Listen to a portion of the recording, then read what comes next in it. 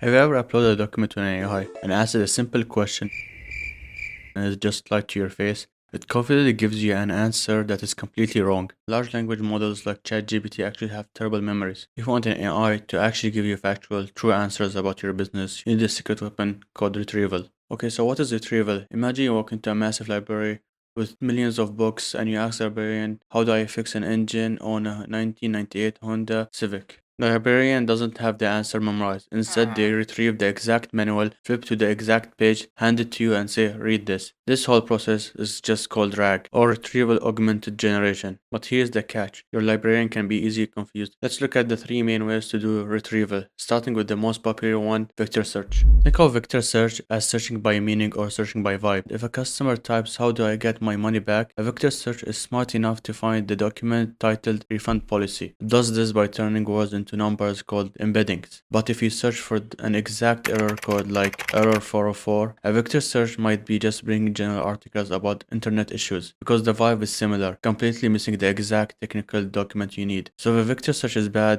at the exact details, how do we fix it? We go back to old school. This brings us to keyword search. It looks for exact word matches. It is lightning fast and perfect for exact data. If you are searching for a specific user ID, a medical acronym, or a serial number, keyword search will find it instantly. But it has zero brain power. If your document says attorney guidelines and you search for lawyer rules, keyword search will give you zero result. It doesn't know that attorney and lawyer means the same thing. Vector search understands meaning but misses details. Keyword search hits details but misses meaning. So what do the pros use? They use both. If you want an enterprise grade super smart AI, use hybrid search. It runs a vector search and a keyword search at the same time. You get the absolute best of both worlds, but it's a bit slower and it costs a little more compute power to run two searches instead of one. But for accuracy, it's 100% worth it.